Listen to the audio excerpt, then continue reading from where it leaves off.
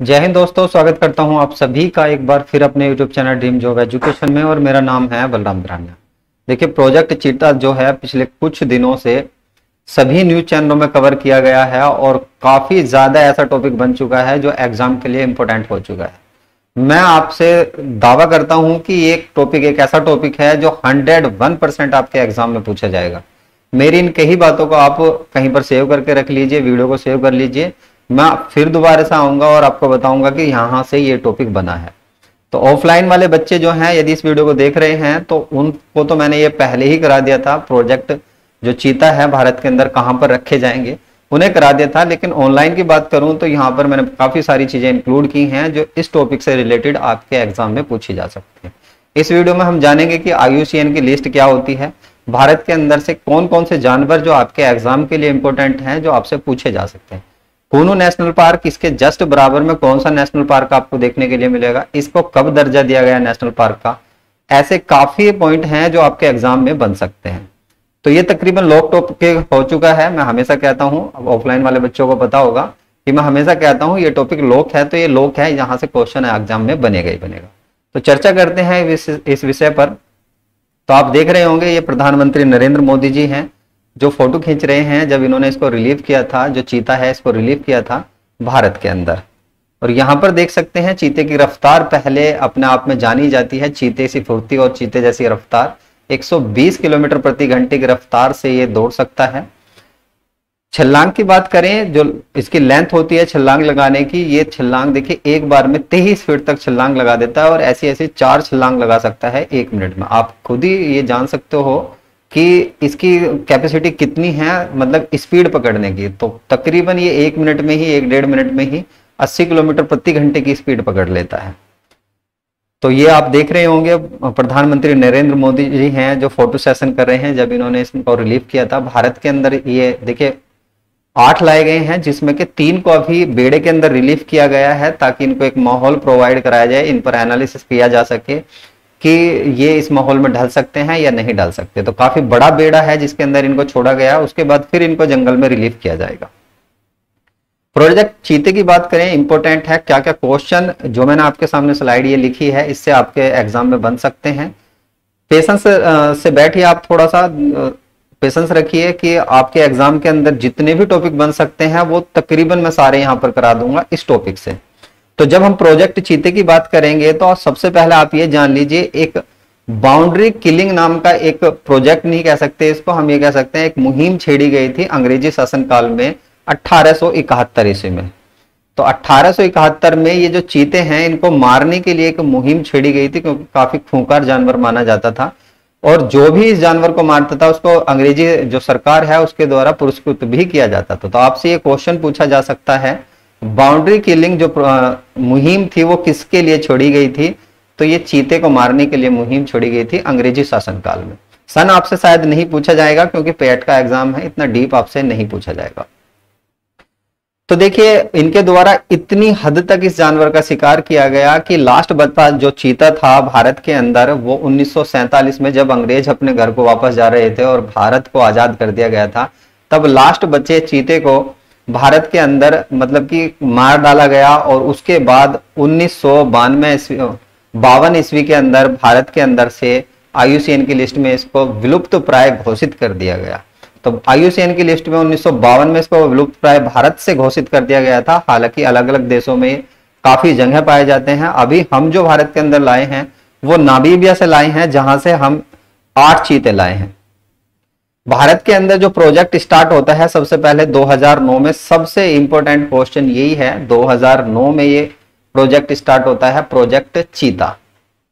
किसके द्वारा? ये देखिए एक सजेस्ट दिया जाता है, wild life trust of India के द्वारा ये सजेस्ट देती है कि भारत के अंदर चीते रखे जा सकते हैं और चीतों को लाया जा सकता है, इनको एक माहौल प्रोवाइड किया जा सकता है।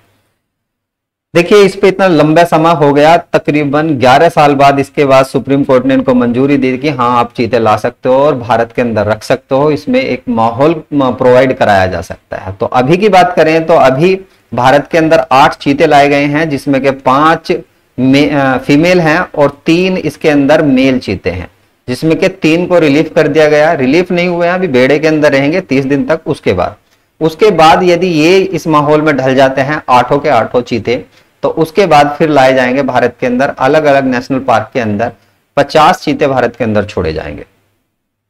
उद्देश्य क्या है, क्यों लाया गया है? तो उद्देश्य की बात करें तो प्रत्येक जीव की, प्रत्येक वनस्पति की पारिस्थितिकी तंत्र में अपनी भूमिका होती है और उस भूमिका को ही मद्देनजर रखते हुए भारत के अंदर ये चीते लाए गए हैं, ताकि जो चीते की अपनी पारिस्थितिकी तंत्र में जैव विविधता के लिए भूमिका है वो अपनी भूमिका मतलब क्रिएट कर सके, एक जैव भूमिका में अपनी भूमिका निभा सके, इसलिए भारत के अंदर चीते लाए गए हैं।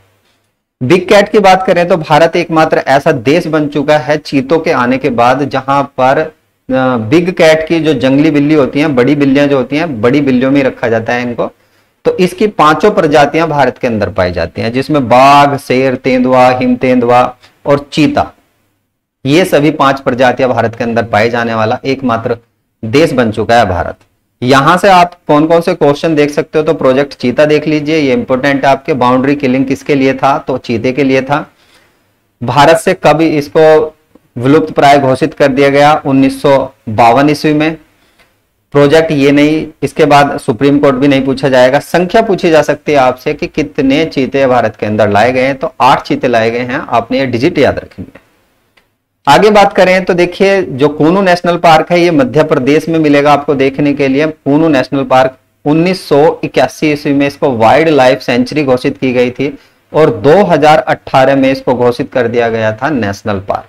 अभी ये नेशनल पार्क है, हालांकि यहाँ पर वाइल्ड लाइफ सेंचुरी लिखा हुआ है, लेकिन ये नेशनल पार्क है वर्तमान। इसके जस्ट बराबर में आपको माधव नेशनल पार्क मिलेगा। जिले की बात करें तो ये श्योपुर जिला आ जाएगा, श्योपुर जिला, मध्य प्रदेश में श्योपुर जिला पड़ेगा, जहां पर कूनू नेशनल पार्क देखने के लिए मिलेगा। और यहां पर जो ये ग्वालियर है, जहां पर मिलेगा घटी गांव नेशनल पार्क या वाइल्ड लाइफ सेंचुरी देखने, घटी गांव नेशनल पार्क और वाइल्ड लाइफ सेंचुरी देखने के लिए मिलेगी। बाकी और क्या बात इसके बारे में बात करें मध्य प्रदेश के, तो ये कुछ नेशनल पार्क मैंने यहां पर रखे हैं जो राष्ट्रीय उद्यान के रूप में आपसे पूछे जा सकते हैं। जैसे माधव, ये आपको नेशनल कूनू नेशनल पार्क हो गया। उसके बाद वन विहार हो गया। डायनासोर जीवाश्म राष्ट्रीय उद्यान किस राज्य में पड़ता है, ये आपसे पूछा जा सकता है। सतपुड़ा की बात करें, ये भी यहीं पर मध्य प्रदेश में देखने के लिए मिलेगा। पन्ना, ये भी यहीं पर है। संजय गांधी राष्ट्रीय उद्यान और टाइगर रिजर्व दोनों हैं यहां पे देखने। बांधवगढ़ पूछा जाता है एग्जाम में, कान्हा पूछा जाता है, पेंच पूछा जाता है और ओंकेश्वर ये पूछा जाता है। ओंकेश्वर डैम भी फेमस है जहां पर फ्लोटिंग नेशनल पार्क बनाया गया है सोलर के लिए, फ्लोटिंग पार्क बनाया गया है सोलर के लिए। तो आपने ये कुछ इंपोर्टेंट नेशनल पार्क है जो मध्य प्रदेश में पाए जाते हैं, ये आपसे एग्जाम में पूछे जा सकते हैं। बात करें IUCN की, देखिए ये जो मुहिम है हमेशा जो भी जीव जंतु होते हैं उनके लिए प्रकृति संरक्षण के लिए ये एक बड़ी संस्था है, एक संघ है जो काम करता है प्रकृति को संरक्षण के लिए। IUCN इसकी फुल फॉर्म पूछी जाती है, international union for conservation of nature, यानी कि अंतरराष्ट्रीय प्राकृतिक संघ। एग्जाम में बनता है पॉइंट तो आपने फुल फॉर्म बता देनी है। फाउंडेड कब की गई थी, यानी कि इसका गठन कब किया गया था, तो ये किया गया था 5 अक्टूबर 1948। फ्रांस में इसको बनाया गया था, लेकिन इसका वर्तमान जो हेडक्वार्टर है वो ग्लैंड स्विट्जरलैंड के अंदर है। तो स्विट्जरलैंड में इसका हेडक्वार्टर बनाई जरूर गई थी फ्रांस के अंदर 1948 में, लेकिन हेडक्वार्टर वर्तमान में ग्लैंड के अंदर मिलेगा। फाउंडर कौन है जिसने इसको बनाया, इसका सुझाव दिया था, ये है जूलियन हेलेक्सी। जूलियन हेलेक्सी ने इनको बनाया, यानी कि इसके फाउंडर माने जाते हैं। बाकी हेड वगैरह आपको इसके इतने इंपॉर्टेंट नहीं है। आगे बात करें तो इसी के द्वारा एक लिस्ट जारी की जाती है, रेड डाटा लिस्ट, इसी को होल्ड करता है। यानी कि ये जो रेड डाटा लिस्ट है ये आ जाएगी, पेरेंट ऑर्गेनाइजेशन है, IUCN के अंडर ही काम करती है, जिसको 1964 में बनाया गया था। इसका हेडक्वार्टर आपको देखने के लिए मिलेगा यूनाइटेड किंगडम के अंदर, यूनाइटेड किंगडम के अंदर, यानी कि ब्रिटेन के अंदर इसका हेडक्वार्टर मिलेगा और वहीं से रेड डाटा बुक पब्लिश की जाती है। पहली बुक जो पब्लिश की गई थी पहली बार जब ये बताया गया था कि कौन कौन सी प्रजाति विलुप्त हो चुकी है, कौन कौन सी है, कौन कौन सी संकटग्रस्त है, वो सबसे पहले 1 जनवरी 1972 को पब्लिश हुई थी। ये डेट याद रखना आप। 9 श्रेणियों में 5 तरह की लिस्ट आती है। जो 5 तरह की डाटा है वो इस तरह से है, देखिए, जिसमें पहली की बात करें तो पहली फर्स्ट जो आ जाएगी उसमें स्तनधारियों को रखा गया है, इंपोर्टेंट है, जिसमें आप सारे ये आपका ये देख सकते हो जो चीता है ये भी इसी के अंदर रखा गया। दूसरी में पक्षी, तीसरी के अंदर बात करेंगे तो मरुस्थल या उभयचर, और मछलियों को रखा गया है चौथी के अंदर, और उसके बाद पांचवी में रखा गया है पौधे और वनस्पति। तो पहली और पांचवी आपके लिए पैट के लिए इंपॉर्टेंट है, बाकी आप सभी देख सकते हो यदि किसी अन्य एग्जाम की तैयारी कर रहे हो। भारत के अंदर 2018 तक 132 जीवों को लुप्त प्राय घोषित कर दिया गया है भारत में, जो अब नहीं पाए जाते, हालांकि वो अलग अलग जगह अलग अलग देशों में पाए जाते हैं। यहां बात करें रेड लिस्ट की, तो रेड लिस्ट से कलर पूछा जाता है, कौन सी प्रजाति को, संकटग्रस्त प्रजाति को कौन से रंग की लिस्ट में रखा जाता है, तो इस तरह कलर के क्वेश्चन बनते हैं, बाकी यहां से कुछ नहीं बनता। विलुप्त प्राय की बात करें तो ये आपका ग्रे कलर यानी कि ब्लैक सा कलर आ जाएगा, ब्लैक कलर ही है ये, ग्रे नहीं है। विलुप्त जैसे डायनासोर वगैरह हैं, इनको इसमें रखा जाता है। एक्सटेंट इन वाइल्ड की बात करें तो जो अभी वनों के अंदर नहीं है, केवल चिड़ियाघरों में बची हुई हैं, उनको रखा जाता है पर्पल कलर में। घोर संकटग्रस्त सबसे ज्यादा यही पूछी जाती है, ये रेड लिस्ट में रखा जाता है जो अभी संकटग्रस्त है। जैसे भारत के अंदर चीते हैं, हालांकि चीतों को भी संकटग्रस्त के अंदर ही रखा गया है। घोर संकटग्रस्त की बात करें तो रेड क्रिटिकली इंडेंजर्ड के रूप में रखा जाता है, रेड कलर। यहां ऑरेंज कलर आ जाएगा संकटग्रस्त, येलो कलर आ जाएगा वनरेबल लिस्ट जो आ जाएगी, असुरक्षित जो हैं ये रखे जाते हैं वनरेबल लिस्ट के अंदर, यानी कि असुरक्षित येलो कलर आ जाएगा। ये पैरेट कलर जो है, पैरेट कलर में संकट के निकट हैं, जो अभी हो सकता है कि भविष्य में संकट के निकट आ जाएं, उसको रखा जाता है पैरेट कलर में। और ग्रीन कलर जो है इंपॉर्टेंट है, आपसे पूछा जा सकता है, ये रखा जाता है संकट मुक्त, जो अभी संकट में नहीं है, बिल्कुल ठीक ठाक सरवाइव कर रही हैं। बाकी और आपको याद करने की आवश्यकता नहीं है। यहां से ये 9 कैटेगरी मैंने आपको बताया था, यहां पे ये बताया था 9 श्रेणी आती हैं, इसकी कलर की 9 श्रेणी होती हैं और 5 तरह की कैटेगरी बनाती है ये। तो इसमें आपने ये देख लेनी है ऊपर की, बस सबसे ज्यादा यही पूछी जाती है, जो विलुप्त प्राय ये कह सकते हैं विलुप्तता की कागार पर जीव हैं, वो कौन सी उसमें रखे जाते हैं, तो क्रिटिकली इंडेंजर यानी कि रेड लिस्ट में रखे जाते हैं। आगे बात करें, ये अधिनियम आपको पता होना चाहिए, इंपॉर्टेंट अधिनियम है, इसी टॉपिक से जुड़ा हुआ है, एग्जामिनर कुछ भी यहां से बना सकता है। तो यहां की बात करें, इसको लागू किया गया था 1972 में, और इसका संवैधानिक प्रावधान देख लेते हैं क्योंकि ये आपके लिए इंपॉर्टेंट है। काफी सारी चीजें मैंने इसके अंदर एक्स्ट्रा इंक्लूड की है, जो हो सकता है इस टॉपिक से आपके एग्जाम में बन जाए। जब संवैधानिक स्ट्रक्चर की बात करेंगे तो 42वां संविधान संशोधन ये आया था 1976 ईस्वी में, जिसको मिनी संविधान संशोधन के रूप में जाना जाता है, जिसमें वन, जंगली जानवर और पक्षियों को राज्य सूची से हटाकर संवर्ती सूची में रख दिया गया। अब राज्य सूची और संवर्ती सूची कहाँ आती हैं, तो भारतीय जो संविधान है उसमें 12 अनुसूची हैं, जिसमें के 7वीं अनुसूची में शक्तियों का बंटवारा है, जिसमें आपकी राज्य आ जाएगी, संघ आ जाएगी और जिस समवर्ती आ जाएगी। 3 सूची हैं, जिस पर राज्य विषय बना सकता है, शक्तियां बना सकते हैं, जिस पर नियम कानून बना सकता है वो राज्य सूची का विषय कहलाता है। संघ सूची का विषय वो कहलाता है जिसमें संघ यानी कि केंद्र कानून बना सकता है। और समवर्ती सूची दोनों के लिए आती है, दोनों मिलजुल कर कानून बनाएंगे। तो ये जो वन और जंगली जानवर हैं, इनको राज्य सूची से हटाकर समवर्ती सूची में रख दिया गया 1976 ईस्वी में 42वां संविधान संशोधन के द्वारा। राज्य के नीति निर्देशक सिद्धांतों की बात करें तो भाग 4 के अंदर आ जाएंगे 36 से लेकर 51 तक, जिसमें अनुच्छेद 48 या 36 से 51 बताए हैं, तो अनुच्छेद 48 कै जो है, ये राज्य का कर्तव्य होगा कि पर्यावरण संरक्षण, जंगली जीव वगैरह हैं, इनकी सुरक्षा करने की जिम्मेदारी राज्य की होगी। मौलिक कर्तव्यों की बात करें तो मौलिक फंडामेंटल ड्यूटी जिसको हम कहते हैं, हमारा देश के प्रति क्या कर्तव्य है, तो ये भाग आपको मिलेंगे भाग 4 के अंदर, यानी 4 कै के 51 कै में मिलेंगे। और ये हैं हमारे पास 11 ड्यूटी हैं जो देश के प्रति हमारी होनी चाहिए। उसमें क्या आप ये देख सकते हो कि ये 7वीं जो है, 11 में के 7वां जो हमारी ड्यूटी है, वो 7वीं ड्यूटी यही है कि हमें पर्यावरण की सुरक्षा करनी है, पर्यावरण की का संरक्षण करना है और पर्यावरण को बढ़ावा देने के लिए हमें निरंतर प्रयास करते रहना है। तो ये कहा गया है, ये संवैधानिक स्ट्रक्चर है जो हो सकता है आपसे एग्जाम में पूछ लिया जाए। आगे बात करते हैं यूएनईपी की। तो यूएनईपी जो है, UNEP united nation environment programme, संयुक्त राष्ट्र पर्यावरण कार्यक्रम, ये एक संस्था है जो पर्यावरण से जुड़ी हुई है और एग्जामिनर यहां से भी आपके लिए क्वेश्चन बना सकता है। देखिए आजकल का जो एग्जाम बनता है वो केवल टॉपिकों से जुड़ा हुआ, कोई भी करंट का मुद्दा उठता है तो उससे रिलेटेड जितने भी टॉपिक होते हैं उन्हीं से ज्यादातर एग्जाम में क्वेश्चन बनते हैं। आप किसी भी पिछले जो प्रीवियस एग्जाम हुए हैं अभी हाल फिलहाल में महीना 2 महीने में, उन्हें देख लीजिए, सभी क्वेश्चन ऐसे ही बने हैं, करंट के डाटे से रिलेटेड क्वेश्चन बनते हैं।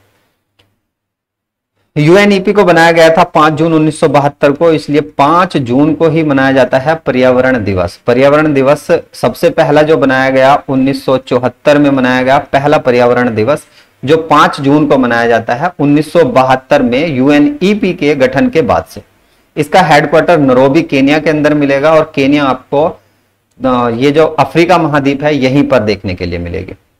इसके फाउंडर यानी कि जिन्होंने इसको बनाया था, हालांकि आपसे नहीं पूछा जाएगा पैट में, आप इसको स्किप कर सकते हो, मॉरिस स्ट्रॉन्ग इसके जो हैं फाउंडर रहे हैं, जिन्होंने इसको पर्यावरण संयुक्त राष्ट्र पर्यावरण कार्यक्रम को बनाने की सलाह दी थी। आगे बात करें भारत के अंदर कौन कौन से प्रोजेक्ट चलाए जा रहे हैं, और ये प्रोजेक्ट चीते से ही जुड़े हुए हैं, तो एग्जामिनर यहां से भी आपके लिए कुछ ना कुछ बना सकते हैं। एलिफेंट डे की बात करें 12 अगस्त को मनाया जाता है, और इसके लिए जो प्रोजेक्ट चलाया गया था, ये प्रोजेक्ट चलाया गया था 1992 ईस्वी। तो डे पूछेगा, हाथी दिवस किस दिन मनाया जाता है, 12 अगस्त को मनाया जाता है, और हाथी के लिए जो प्रोजेक्ट चलाया जाता है 1992 ईस्वी को चलाया जाता है, ताकि इनकी संख्या को सेव किया जा सके।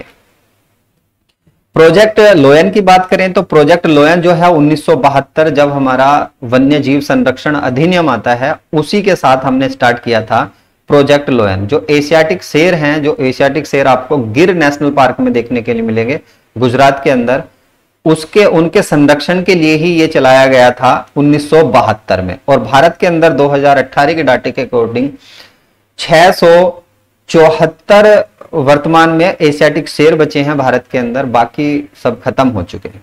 इसके लिए जो डे मनाया जाता है, ये मनाया जाता है 10 अगस्त को। आगे बात करें सबसे ज्यादा पूछे जाने वाला प्रोजेक्ट, और जितने भी जीव जंतु हैं उनमें सबसे ज्यादा ये क्वेश्चन पूछा जाता है, मतलब इस टॉपिक से आपके क्वेश्चन बनते हैं। मैंने तकरीबन कोशिश ये की है कि जितने इंपॉर्टेंट इस बार के जो आपके पैट में पूछे जा सकते हैं, वे सब मैंने यहाँ पर इंक्लूड कर दिया। तो प्रोजेक्ट टाइगर की बात करेंगे, ये 1973 में जैसे ही वन्य जीव संरक्षण अधिनियम जो आता है, उसके 1 साल बाद इसकी आवश्यकता होती है प्रोजेक्ट टाइगर को, यानी इसकी जनसंख्या को डबल करने के लिए प्रोजेक्ट टाइगर चलाया जाता है। भारत के अंदर कुल प्रोजेक्ट इसकी टाइगरों की संख्या की बात करें तो 2967 अभी वर्तमान में बच्चे हैं। ये 2018 में इनकी जनगणना की गई थी, गणना की गई थी, और उसके बाद ये डाटा आया था निकल के कि भारत के अंदर केवल 2967 ही बचे हैं।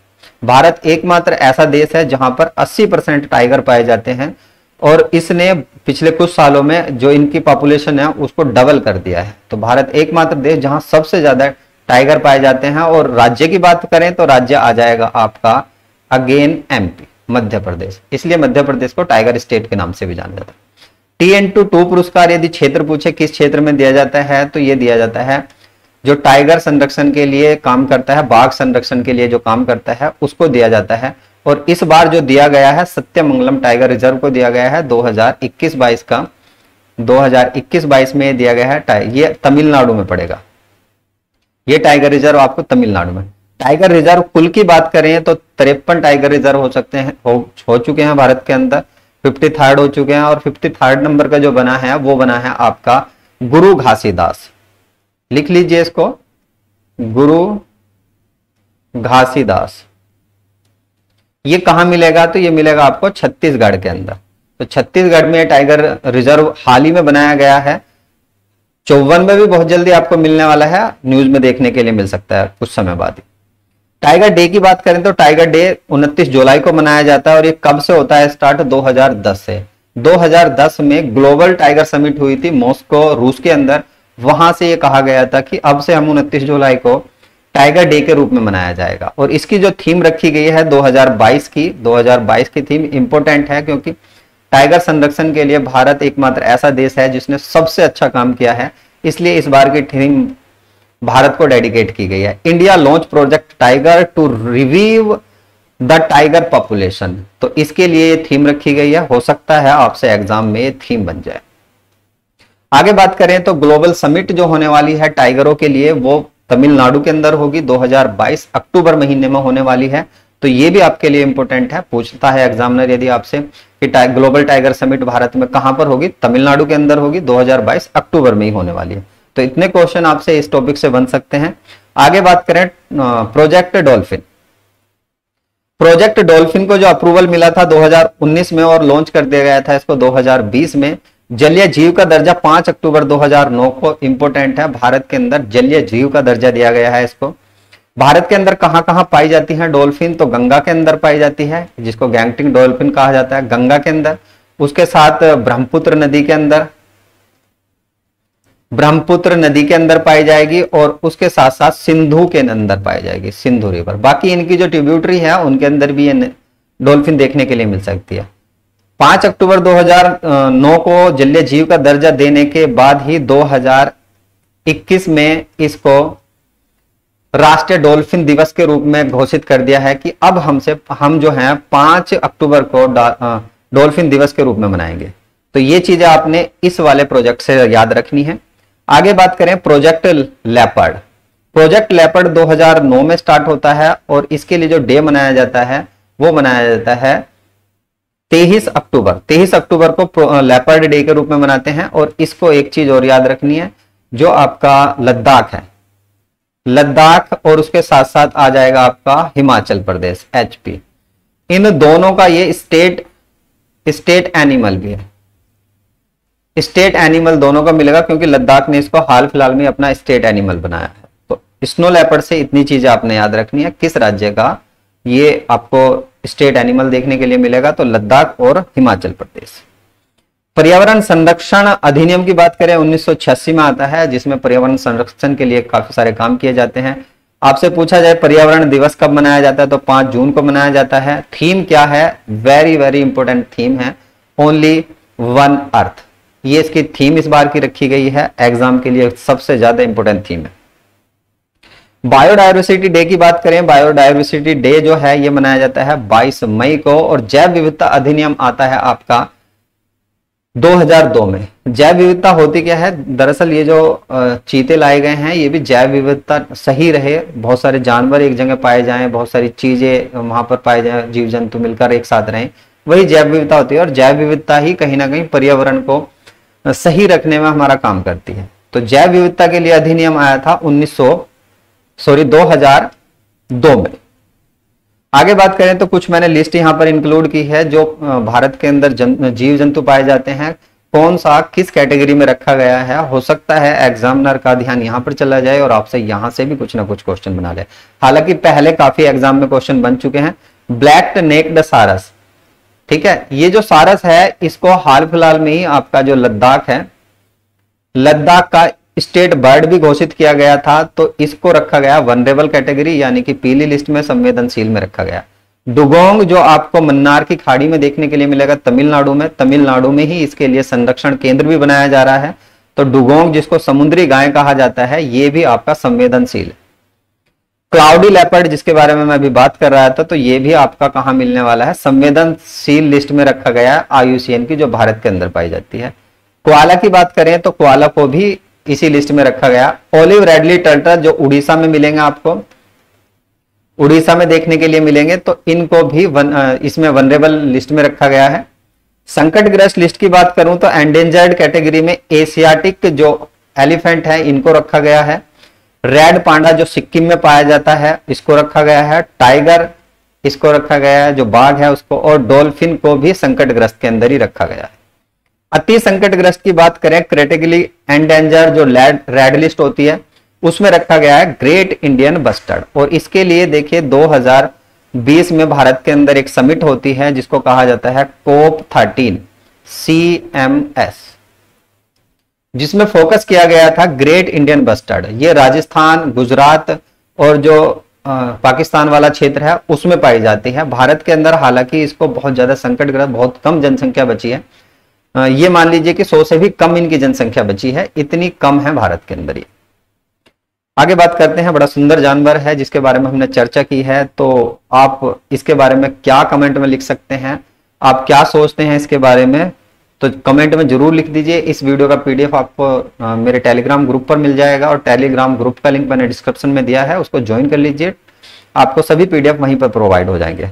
आप मेरे चैनल पर नए हैं तो चैनल को सब्सक्राइब करना ना भूलें। लाइक, कमेंट और शेयर आपकी रिस्पॉन्सिबिलिटी बनती है। यदि आपको ये वीडियो अच्छी लगी है तो लाइक करिए, शेयर करिए, कमेंट में ये जरूर बता दीजिए कि वीडियो किस कमी की वजह से अच्छी नहीं थी, या आपको अच्छी नहीं लगी, डिसलाइक जो किया है या करने वाले हैं आप तो किस वजह से कर रहे हैं, ये जरूर बता दीजिए ताकि सुधार कर सकूं। Thank you for watching. मिलता हूं नेक्स्ट वीडियो में अगले नेक्स्ट टॉपिक के साथ। धन्यवाद।